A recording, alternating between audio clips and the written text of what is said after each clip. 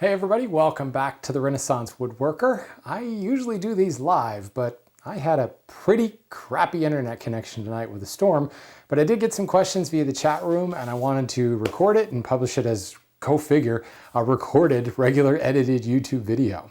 So in the last session, we talked about rabbet planes and shoulder planes, and the question came up at the very end about carriage planes, and I did want to address that this week. The carriage plane, if you don't know, imagine a regular jack plane, but the blade now extends all the way from one side to the other.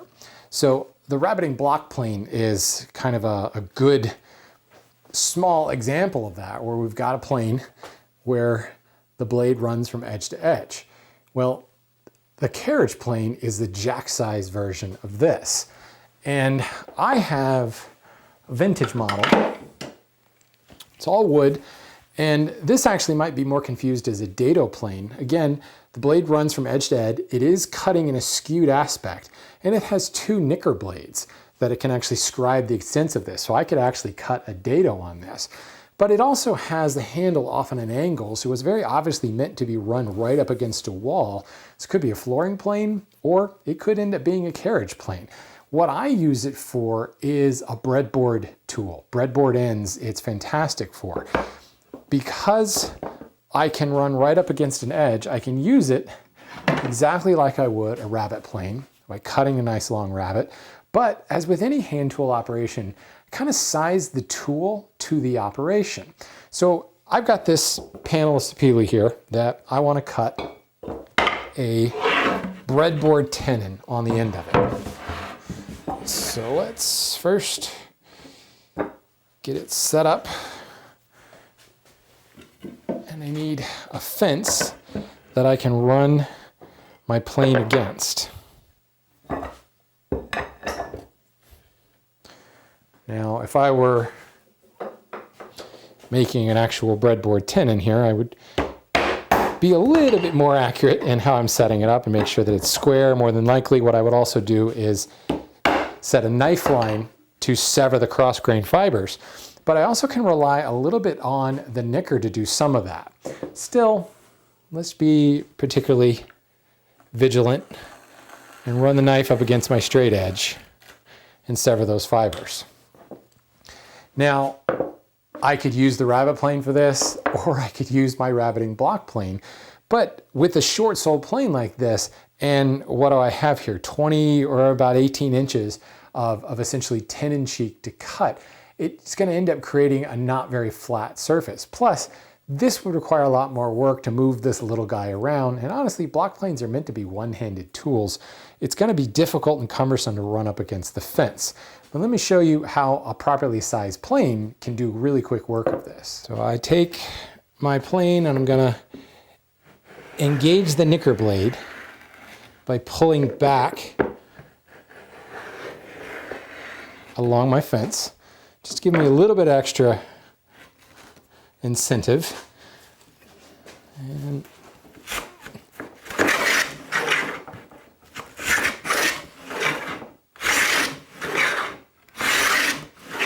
And you can see, like the rabbet plane, it's a side escapement. So it's shooting those shavings off to the side. It's also a skewed blade. So we get these lovely skewed curlicue shavings. I also can just look at the quality of the cut that I'm creating here. This is interlocked sapele, should be tear out prone, but I'm getting a beautiful surface here. Now I could continue to do some work on that, and if I were making a real breadboard tenon, I would actually flip the whole panel over. But here you can see super, super crisp shoulder line. I've got about, I don't know, maybe 1/8 of an inch, maybe a little bit more cut into this. What I would do is flip it over, cut the other side until I got the tenon of the appropriate thickness. And then I would break it up into the various tenons that I want with stubs in between. But that does really, really quick work. It's really kind of a purpose-made tool for that. So that's how I use a carriage plane. Now, why is it called a carriage plane? Well, I haven't actually looked at a lot of carriage construction. Maybe next time I go to Williamsburg, I'll pay closer attention to it. But it's my understanding with larger timbers, they were cutting larger rabbets. So essentially, you've got a rabbet plane mixed with a jack plane, and we have a carriage plane. So I wanted to touch on that because it's a bit of an abnormal beast. You don't find a lot of use for it, but this is one particular use in a modern cabinet shop that I have found it absolutely indispensable. In any project where you guys may have seen me make a breadboard, this is the tool that's come out for use. That actually brings up another point. I got an email very recently about if one were to buy a block plane and only one block plane, what would it be? And actually the specific question was, if I were to buy only one Lee Nielsen block plane, what would it be? Here again, I would choose the rabbeting block plane. It's got a lot more flexibility than a typical block plane where, the blade doesn't run all the way to the edge. But I can do all of the same kind of one-handed operations with the rabbeting block plane that I would with a normal block plane. If I'm breaking edges and cutting chamfers, truing up the ends of boards, things like that. But this guy, because it works right up against the shoulder, oftentimes, as I showed in the last rabbet plane episode, can be useful for trimming tendon cheeks, finessing the fit of joinery and things like that. This is just a much more utility player than the typical block plane. Having a couple block planes might be a good idea, but if you got to start someplace, the rabbeting block plane is the way I would go. So I've got a question from, so I got a question in the chat room from Dennis on type of glue that we would use to attach leather to a chisel handle. So you would find some older vintage chisels that actually have really, really hard leather right on the end, and it's a shock absorption. Other instances, you'll find a leather washer right around the tang and the ferrule for shock absorption. This is an instance where we're gluing leather to the ends of the handles as a strike plate, if you will. Well, I have glued leather to this holdfast using hide glue. This holdfast, I use regular old Titebond 2 PVA glue. I've got two more holdfasts over here that were glued using a polyurethane, specifically Gorilla Glue, and a 2-part epoxy, a 5-minute epoxy, just something I picked up at Home Depot. I think it was probably Loctite brand, doesn't really matter, but this is metal to leather. These two holdfasts I've had for over 10 years. And I've never replaced the leather. I've never had it delam. I've never had it fall apart. I've never had to apply more glue and fix it. These two holdfasts are from Black Bear Toolworks. Those, by the way, came from Phil Kuntz in Alaska. He's not making stuff anymore, unfortunately, because they're the best holdfasts I will ever own. These are very close replicas from Black Bear Toolworks. And I've had them probably 4 years. And again, never had a delamination issue. But again, we're talking about metal to leather. In this instance, the Dennis is talking about wood to leather. I glued the leather on my vise jaws, both on my leg vise as well as my moccasin vise back on the joinery bench, using hide glue, PVA glue, and CA glue. Actually, a couple other operations. I've got a ram tang over there that makes up another instance where I used hide glue. I've had to repair the leather on the vise, the chop of my leg vise several times. That's what I use CA glue for. And I've just found that CA glue is just far too brittle, and it seems to fail a lot more. And the wall of the bench, the actual side of the bench, I have another piece of leather there, and that was regular PVA glue. This was PVA glue, hide glue on the ram tang. Neither one of those have had a problem. So I really think what it comes down to more than anything is a good bond in the surface, getting good coverage of the leather and good coverage on the wood, and applying a fair amount, because the leather is going to soak up a lot of that glue. It's a much more spongy material. So you want to make sure there's enough leather in there, or enough glue on the leather, that you don't starve the joint once you clamp it. But I also need to think about if the glue is too brittle, something like a phenolic or melamine or polyurethane glue or a CA glue is particularly hard when it dries and will end up being brittle. And if you're striking that chisel, you might have delam problems. Personally, I like hide glue. I just like how it feels. It's got a little bit more give. Feels like there's a little bit more cushion between the leather and the holdfast on these guys because I've used hide glue. And hide glue is much more flexible, much more pliable than any other thing. So if I had to choose, it would be like a PVA like Titebond or hide glue. And if I were forced to choose one, I would go with hide glue. So while we're talking about hide glue, Thane had a question about Titebond hide glue versus real hide glue. And when he's talking about real hide glue, he's talking about the stuff that you actually have to mix yourself. The crystals that you're adding water to and you're mixing and you're keeping it heated. It must be heated. Well, Thane, I use Old Brown glue. That is a liquid hide glue. And I've also used Titebond hide glue, which is also a liquid hide glue. When I mix my own hide glue, it's generally for specific applications where I want to control the set time, either extend it or decrease it, or control the viscosity. Really, that comes down to hammer veneering for me. So that's really the only time that I mix up my own hide glue. The rest of the time, I'm using a liquid hide glue. So the question becomes, is it a choice between Old Brown and Titebond? I've used both extensively. My glue of choice is Old Brown because I like the viscosity of it. Now, I should be very clear and tell you that I have a glue warmer, a pot warmer over in the corner. Picture a paraffin wax warmer. This is, you can get specific glue pots. Mine's electric. It plugs in and I use it to heat this up a little bit higher than room temperature because I like how it flows a lot better. Now, I've heated Titebond and Old Brown and they both work quite well, but I will tell you that unheated right out of the bottle, Titebond hide glue works better. It flows better. There's more urea, there's more additive in Titebond to allow it to flow out better. Old Brown glue is very viscous and sometimes even a little clumpy when it's not heated. Now, certainly you don't want your shop to be freezing cold. In fact, I don't recommend doing any glue up if the temperature in the shop is below 60 degrees Fahrenheit. You want to warm things up a little bit. So assuming that it's of a comfortable temperature, Old Brown, while I really like how this performs, it's only because I do heat it. If I didn't heat it up, I think I would go with Titebond in that instance. I'm really splitting hairs though. They're both very, very good glues. And I think honestly, if all you had ever done is use Titebond hide glue, you wouldn't have any complaints. It wasn't until I started using Old Brown glue that I liked how it flowed. I liked how it was easier to work with than the Titebond stuff, but it's really a fine choice. I think you do fine with either one, and knowing full well that you won't have to do anything. If you have a limited time in the shop, no time to heat up glue or mix glue, come right out, open the bottle and go to work. And that being said, I still use regular Titebond too. Hide glue is my glue of choice, but because I prefer to warm this stuff, there will be times when I need to use glue right at the moment. You know, if I know I'm going to be doing glue up, I'll plug in the glue pot when I come out to the shop and it's usually ready to go in a couple of minutes. But like for instance, the other day I was working on this stretcher and I trimmed a little bit too much off the narrow shoulder and I needed to glue some back on. Well, I didn't want to stop what I was doing and heat up the glue pot, even just for a couple of minutes.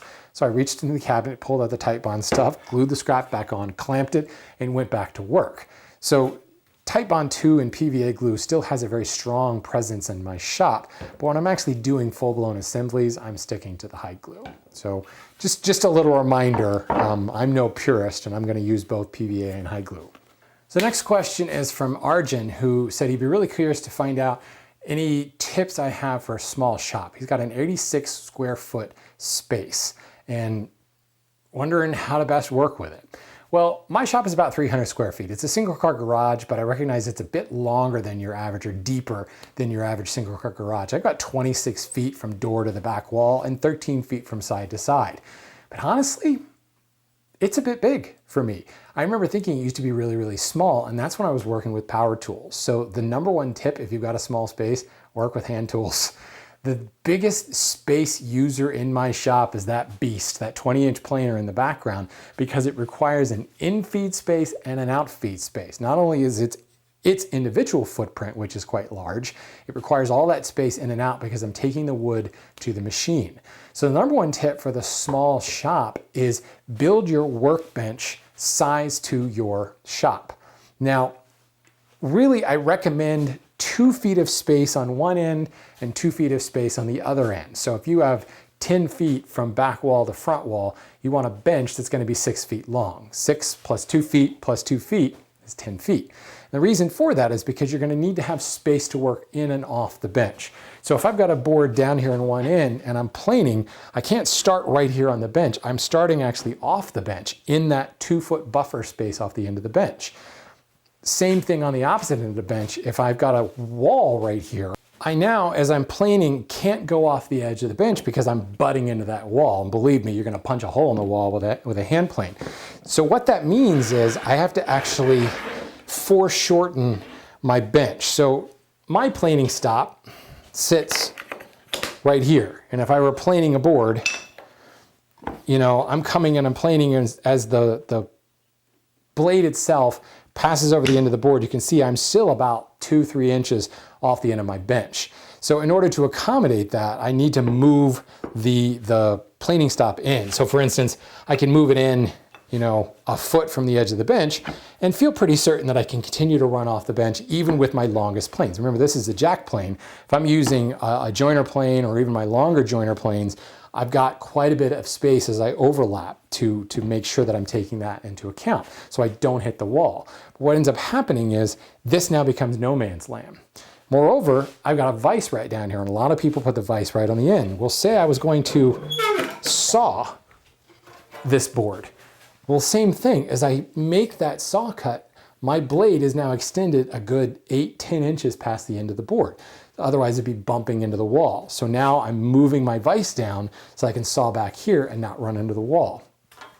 So this no man's land area, it's not like it will never get used. You could do some surface work there, but you are foreshortening your bench a little bit because you don't have clearance from one end to the other. The depth of the bench, I say at least 24 inches or 2 feet. I really wouldn't go much wider than that though, because it becomes difficult to reach across there, and it again ends up being wasted space. So if I'm building my bench to be 2 feet wide and 4 feet shorter than the actual length of my shop, that's my number one tip. And all of the work now centers around this workbench. Everything I'm doing is right here on the workbench, and I don't need to worry about space. I've maximized the use of this workbench by optimizing it to the size of my shop. Everything else just kind of follows suit. The very nature of the work we do in a hand tool shop is centered around the workbench. So make your workbench as big as your shop will allow, and you really won't find there's any extra tips you need to work on. Those tips become how to hold things on your workbench and how to do certain joinery on your workbench, which doesn't matter if you're in an 80 square foot shop or an 80,000 square foot shop. Those are the same techniques. What you may find is how you store your tools. Depending upon how much space you have, you might find that a wall hung cabinet is a little bit better because it doesn't take up floor space. But it does take up space, right? My cabinet is about 18 inches deep, so it's 18 inches out from the wall. So if you have a particularly narrow space, that could be an issue, and you might want to optimize your tool storage either on the floor in a tool chest or on an opposite wall, a different wall that's not going to take away from the space around your bench. Moreover, I really like to have the bench in the center of the shop and have access to all 4 sides. What ends up happening is the bench itself becomes more flexible, more agile. You can solve more problems because you can access all 4 sides of the bench. If you push it up against a wall, yes, that may open up more floor space, but here again, if the workbench is the center of the shop and the hand tool shop, why do you need to open more floor space?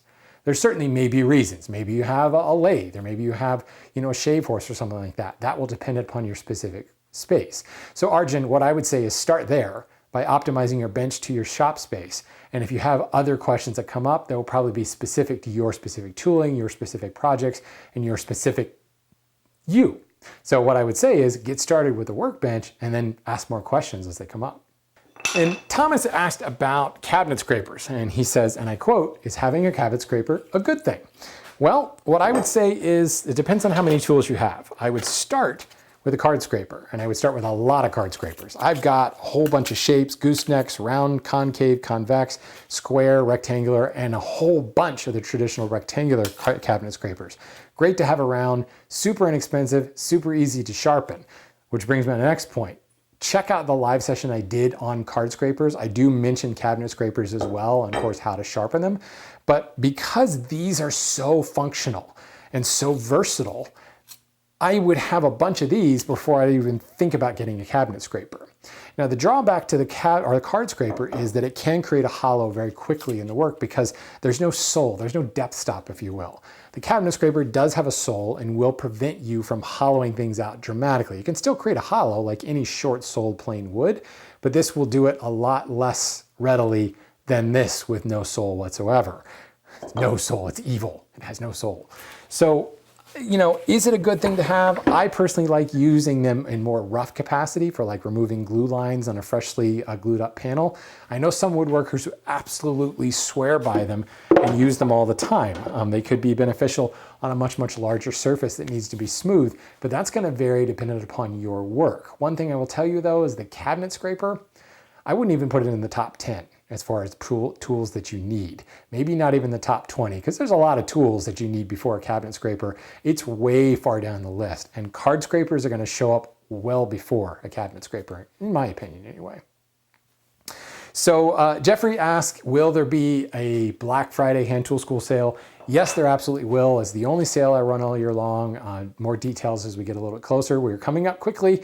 So what I would say is, you know, if you haven't subscribed to my mailing list, if you haven't become a patron of this show, definitely do all that, or just tune into this channel. I'll be announcing more when that comes out. Generally, it's a pretty good sale that runs every year, good percentage off of things. But, you know, interesting format because the live wasn't working for me this week. What I would say is if you have questions that, you know, for one of these live open Q&As, leave them below. You know, leave them in the comments below this section. Let me know what questions you have, and I'll be happy to address them. And until I can figure out some of the live issues I'm having, I'll just do traditional recordings, and I will answer the questions that get asked of me in the comment thread below. Certainly, you can always email me. If you are a patron of this show, by all means, throw it in the Patreon account. You know, there's an announcement for this particular episode. Ask questions there. Just to be honest, folks, patrons get precedence when it comes to questions. I will certainly, priority, I should say, certainly be answering those questions, but you can also ask here in the YouTube comments, or I will end up posting this on my website at renaissancewoodworker.com. Ask questions in the comments there, and I'll address them in the next episode. Thanks, everybody.